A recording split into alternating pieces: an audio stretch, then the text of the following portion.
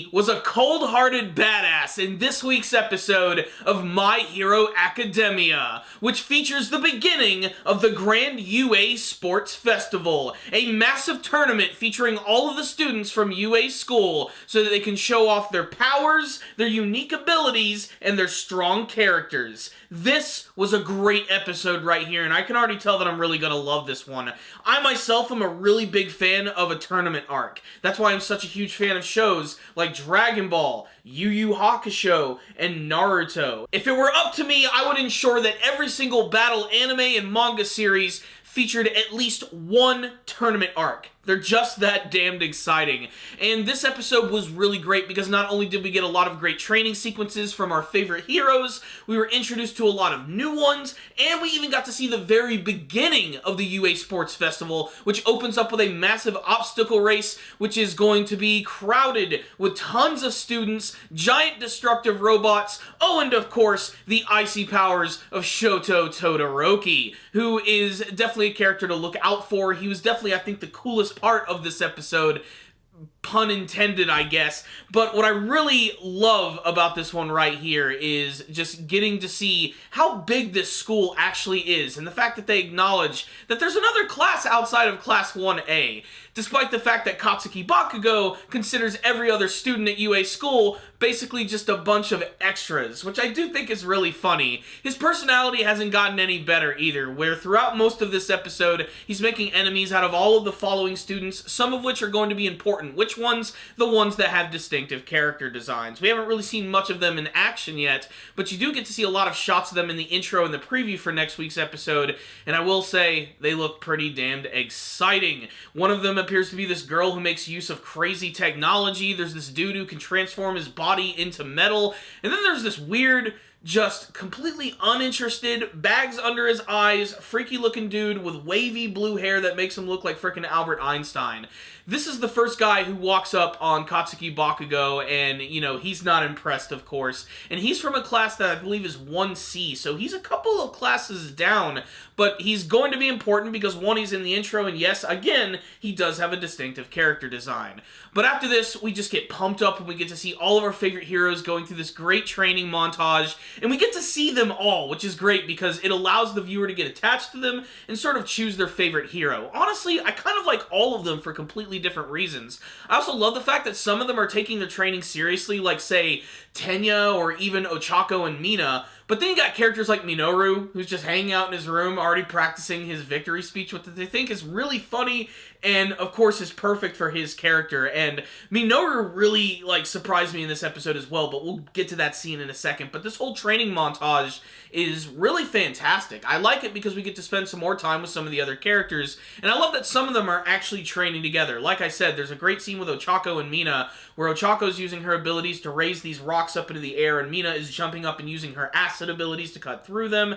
You have Fumikage, who is also one of my favorite characters, who, you can't miss him. He's got a giant crow for a head, but he's able to summon this, like, weird, creepy, living shadow entity, and it seems like he's actually trying to train it to actually withstand the power of light. There's Shouto Todoroki, who seems to have a massive chip on his shoulder. It's really interesting to have two characters that are gunning for Izuku in one class, with both Katsuki Bakugo not taking anybody's bullshit, and then there's Shouto, who has a lot to live up to, considering that his father is Endeavor, the Flame Hero, a character so crazy powerful that he's up there with the likes of All Might. They're even selling All Might and Endeavor masks at this huge festival. Also, I'm not sure what the deal is, but why is Izuku's mother watching this on TV? You think that she would be allowed to come and watch her son at this massive stadium, and I think it would be really great, but whatever. Maybe this whole, like, big sports festival is going to go on a little longer than we actually think, and she will eventually be able to arrive.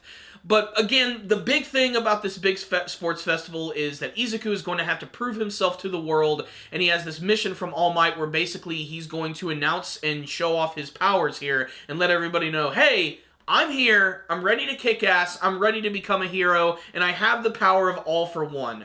I don't know if he's actually going to have to go through that, considering how many obstacles he has to go through, most of them actually being his fellow students from his class. I mean, Katsuki and Shouto want nothing more than to defeat Izuku. They want to be top dogs. And you can already immediately see that from the very first obstacle where they have to run around this massive ring, which is going to be filled to the brim with all of the students using their powers and all of those big faux villain robots that we saw from the very first season. And I love how it all opens up where they make all the students run through this tunnel first before they can actually make it to the course. And that's like the first test. They have to all squeeze through this very small space.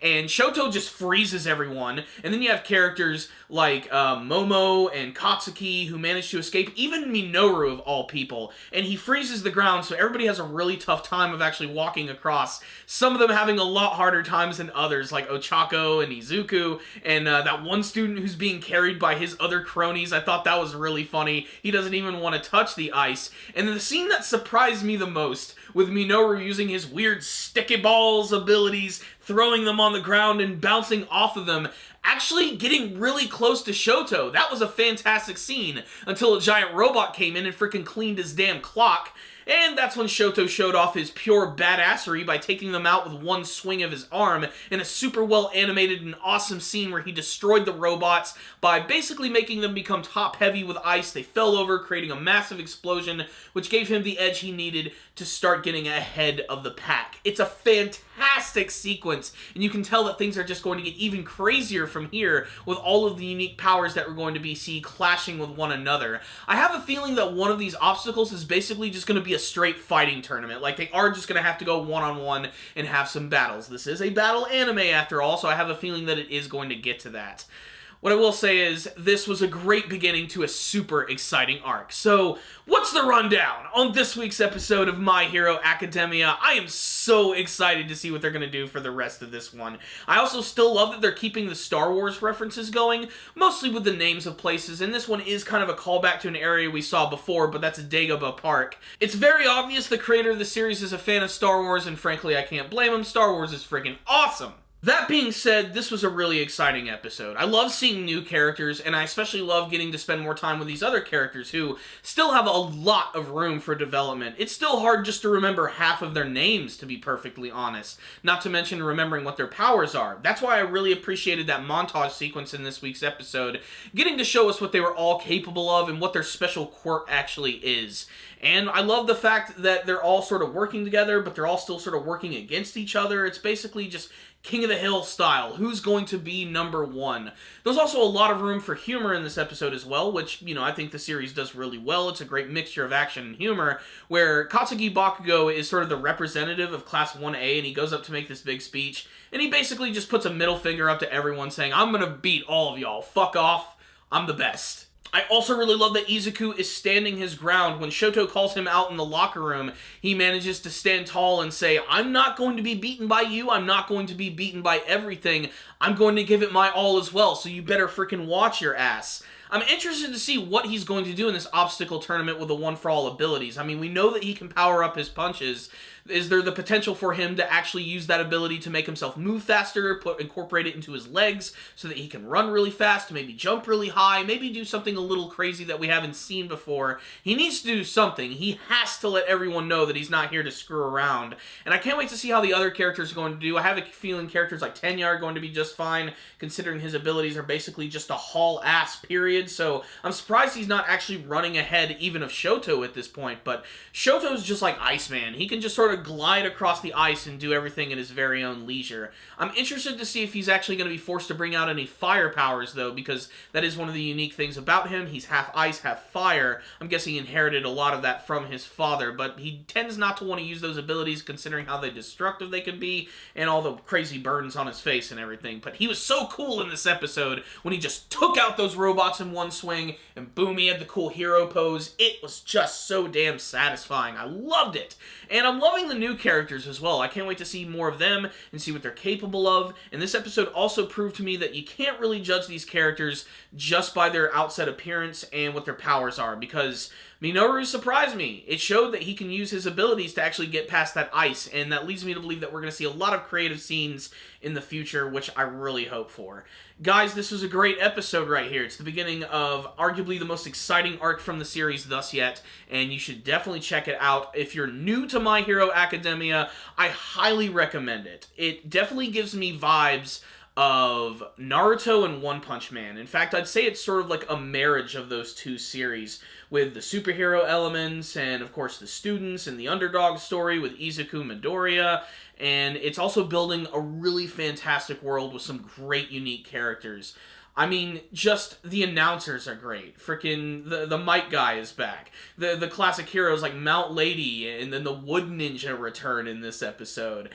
The R-rated hero Midnight, who's that one female who dresses all scantily. She's actually going to be like the big MC for the very first couple of rounds, so I just think that's really funny. They have a lot of fun with the show, which is what I love, but they also know to go into some really cool and hardcore territory, so awesome episode, guys. I loved it. I'm giving it a 5 out of 5. It's a high recommendation from me. If you're looking for the next big, long-running action series, I highly recommend checking out the superhero spectacular My Hero Academia. Check it out, guys. If any of you guys did watch this episode, make sure to tell me what you thought about it in the comment section below. Are you excited for the beginning of the UA Sports Festival? Who is going to come out on top? Which hero do you want to see win this grand tournament? What do you think of the new characters from the other classes? Are they going to be a major threat? And what do you hope to see from the rest of the My Hero Academia anime series? Thank you guys for watching this review. Make sure to subscribe to the channel for all things My Hero Academia related,